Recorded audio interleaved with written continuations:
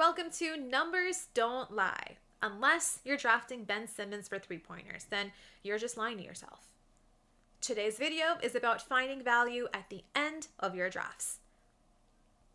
Championships aren't won with your first pick. The real edge comes from finding serious value at the end of your draft.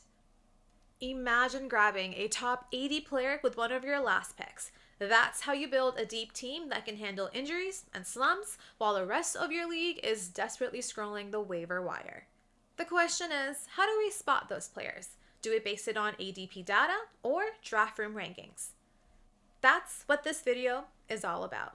Don't always trust the ADP data. People often draft based on the default order in the draft room, which is by their rankings. ADP data can get dated quickly. It's not useful when platforms make big changes to their rankings. Generally, it's a mix of points and category leagues. It's important to go into the draft knowing which players will be available towards the end of the draft because that's where you can find value. Popular sleepers tend to get overhyped and drafted early, thus losing their value. People ignore boring picks, but if you draft boring picks with your last two picks and they finish in the top 80 to 100, then that's a big win. So today, we're going to look at players outside of Yahoo and ESPN's top 100 rankings who also have an ADP outside of the top 100. Let's start with 4 players who should be available at the end of your draft in both Yahoo and ESPN category leagues. Up first is Isaiah Jackson, with a Yahoo rank of 201, an ADP of 141.7, an ESPN rank of 238, and ADP of 140.3.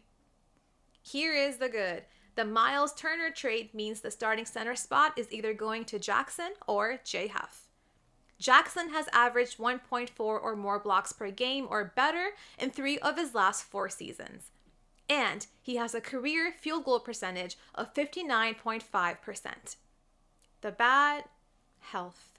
He's only played 60-plus games once in his 4-season career, including only 5 games last season. He hasn't played as a starter before either and could be in a timeshare with Jay Huff. Next up is Aaron Naismith with a Yahoo rank of 148, an ADP of 136.4, an ESPN rank of 197, and ADP of 139.1. Here is the good. He finished the last month of the regular season as a top 80 player, and now with Halliburton out and Turner traded, there's plenty of usage to go around. Which is great, because the bad is he typically needs a lot of minutes to be a productive fantasy player. Next is Bub Carrington, with a Yahoo rank of 189, an ADP of 141.2, an ESPN rank of 244, and ADP of 140. The good, he's set to be the starting PG in Washington, and last season, Bub averaged 13.4 points, 5 rebounds, 5.9 assists on 45.8% from the field goal and 84.6% from the free throw line. 14 games without Jordan Poole in the lineup. The bad, he's shooting 40% from the field in his rookie season. Up next is Davion Mitchell with a Yahoo rank of 218, an ADP of 143, an ESPN rank of 176, and ADP of 139.8. The good, he finished the last month of the regular season as a top 80 player, averaging 11.5 points, 6 assists, 1.7 steals on 49.9% from the field goal and 79.3% from the free throw line in 31.9 minutes per game. On top of that, Tyler Hero is expected to miss the first month of the NBA season.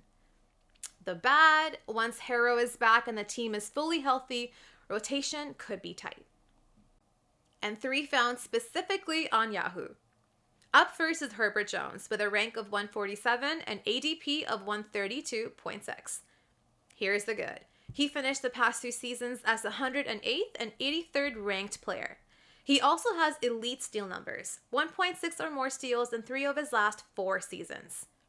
The bad, he's just not a high stealing fantasy player, but still great value. Up next is Christian Braun with a rank of 103 and ADP of 97.4. Technically, we kind of cheated here because Brown's ADP is 97. The good. Brown finished last season inside the top 75 and improved his shooting splits dramatically. Went from 49.5% from the field to 58% and 63.1% from the free throw line to 82.7%. He provides good value if you can get him around his Yahoo ADP. The bad. Do we know how sustainable his improved shooting percentage is? No, we don't. And one for you sickos in 20-plus team deep leagues. Here's Neemias Queta with a Yahoo rank of 312 and ADP of 142.3. The good. Boston has no big bodies other than Neemias and Chris Boucher, and he won't hurt you at the free throw line. The bad, he has played only 30-plus minutes in one game of his career so far, so he doesn't have a high fantasy ceiling. And here are 5 found specifically on ESPN, if anyone still uses that. Up first is Donovan Clingan with a rank of 112 and ADP of 130.4. The good, he averaged 10.5 rebounds and 1.9 blocks in 22 games last season, where he played between 20 to 30 minutes. He should also be the starter on opening night with Ayton traded, and in Ayton's absence, he's averaged 9.9 rebounds and 2.9 blocks in 38 games. To top it off, he finished 8th in the league in total blocks last season. The bad, he needs to control his fouls, seeing as he averaged 2.8 fouls in 19.8 minutes last season, and he's a bit limited offensively. Up next is Khalil Ware with an ESPN rank of 130 and ADP of 129.9. The good, he averaged 12 points, 10.2 rebounds, 1.3 blocks, and 27.8 minutes over the last month of the regular season, ranking him 75th for that period. He started 36 games last season and should be the opening night starter. The bad, the double big lineup was new last season and a risk to change.